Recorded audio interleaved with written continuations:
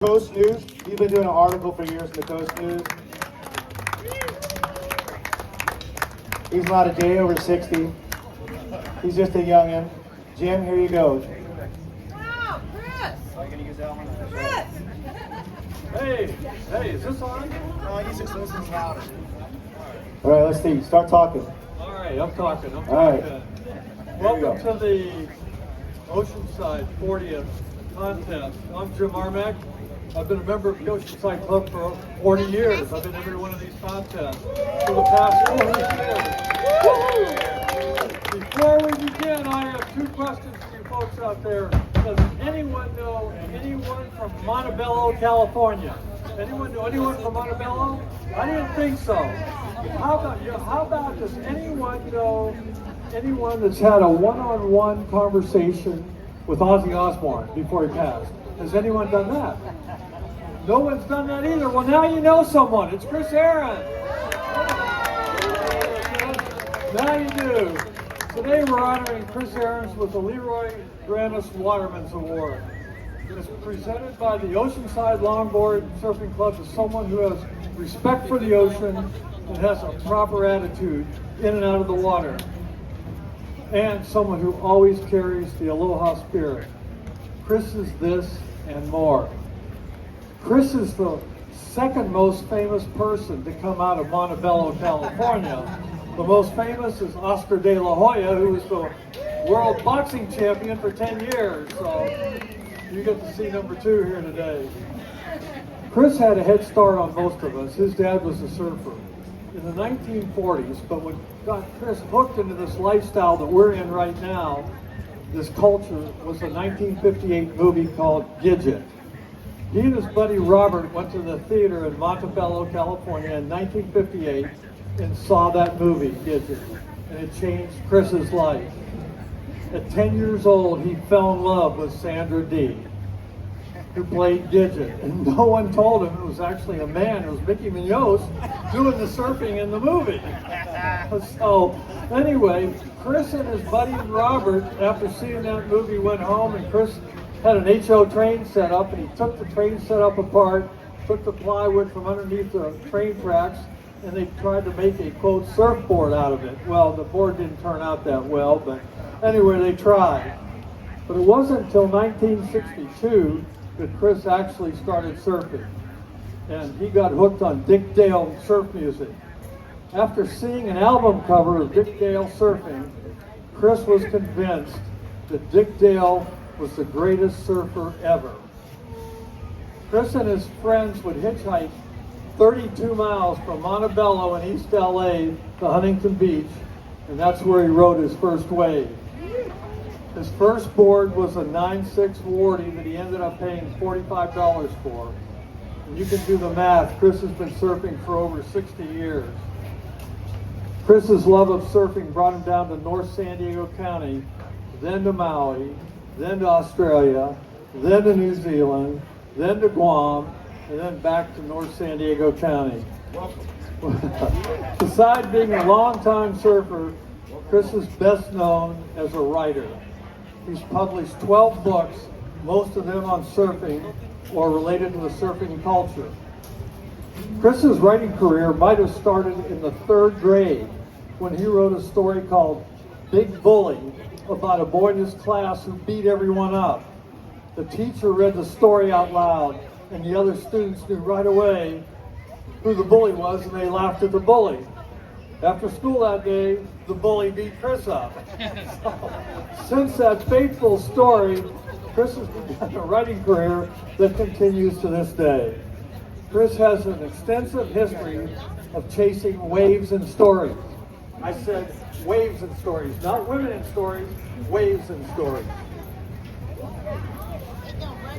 He is a surf historian and says that writing gives him an all-access pass to the world. He has written for every major surf publication, along with writing his own book.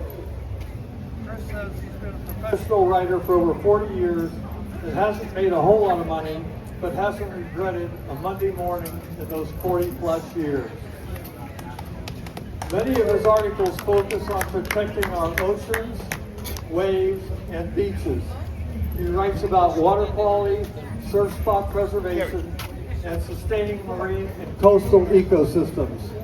Chris has written a weekly column in the Coast News newspaper since early 2012, covering everything related to surfing and the coastal environment, from us peeing in our wetsuits to fist fighting out in the water over waves. And I've read most of his columns and really enjoy them. And finally, Chris has a list of words of wisdom for all of us that he gave to a graduating class, and I think they apply to all of us here. Take the narrow road that leads to life. Live as this day were among your last. Make friends of your enemies if possible. Never shy away from telling someone you love them. Find work that makes you enjoy Monday morning as much as you do Friday night. If possible, avoid vice. If not, limit your vices. And Chris says, trust me, they're easy to acquire and they're difficult to shake. Chris also says, ride every wave that comes your way and learn to endure and maybe enjoy life's wipeouts. And finally, Chris says, buckle up because the ride will get rough at times in life. Chris says his surf heroes are Paul Stroud, Lance Carson, Butch Van Arsdale, and Sandra Dee. Today, Chris, you're our hero. And on behalf of the Oceanside Longboard Surfing Club, I'm presenting you a handmade award made by Kevin Cole in memory of his dad, Rick Cole. Kevin, if you're out there, raise your hand. Where's Kevin Cole? Right there. Kevin Cole. Yes, Kevin. Kevin's dad, Rick Cole, was a longtime member of our club, the Oceanside Longboard Surfing Club, and he made trophies and awards for numerous years until his recent passing. If you won a trophy at our contest, Rick and his crew made it by hand. We really miss you, Rick. And yes, finally, Chris did interview Ozzy Osbourne for one of his books. You can check out his new book on the history of wind and sea. You can buy it online, on Amazon, or up at the California Surf Museum on Pierview Way. Please join me in saluting and congratulating Chris Ahrens, our 2025 LeRoy Grannis Watermans Award winner.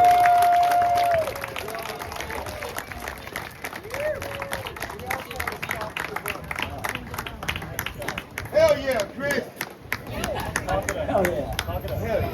Thank you guys, and thank you, Kevin, and to Rick Cole and Kevin, and this is a really big moment to me, realizing that you can have the biggest trophy and not even have to surf. Sorry.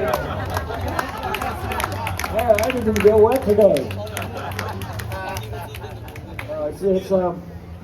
I have a lot of memories of this event and this place. One of them was, our dear friend, dearly departed Donald Takayama, and Ilima Kalama. I love both those guys. Ilima Kalama was, I would go into the Velzy shop, and I'd be looking at this board and go, God, I want that board, and he'd go, no, you don't want that board. Why? Well, that board belonged to Ilima Kalama. Well, Ilima Kalama must have had a lot of surfboards, because I kept buying Ilima Kalama's used board, time after time. You don't want that one? I'll show you. But so Donald was just as he was to all of us, such a great friend. Hi, Susan. Hi. And he was. I remember one day he came down here. I didn't have a board with me, and he'd asked me to announce the contest. When I went, yeah, sure, that sounds like fun. Just hang out and make fun of people. Get fed, yeah, I'll do that. So he goes, well, look, I got a new board. Take it. I'm going to go back to the shop. Just bring it back when you're done. I went, cool. He goes, just don't ride it by the pier. I'm thinking, like, there's no way I'm going to ride it by the pier. It was a pretty good day. Ben Ipa's paddling out, and Ben Ipa's like a tough guy, So if he says, hey, let's start. The star's here. Star of Wind and Sea. Grandfather, Godfather. Yes, yeah. Marnie, President of Wind and Sea. God bless you guys. So Donald says to me, I'm paddling out and I see this perfect little left, and Ben goes, go. And if Ben Ipa says, go, you know, you gotta go. Because Ben might get you in a chokehold that you'll never recover from. So I took off, and this little, that easy wave, this little side shore wave hits me, no leashes, and then he goes Donald's board. And I came in, Donald's in a great mood, and he didn't talk to me for 6 months. And the great Dale Dobson never let me forget that he took the night to patch that board. But anyway, I have a lot of great memories of Oceanside, the Oceanside Club, which is just filled with soul and love and all good things. And thanks, you guys, and thanks again. I don't feel deserving, but I love you anyway, and God bless you all.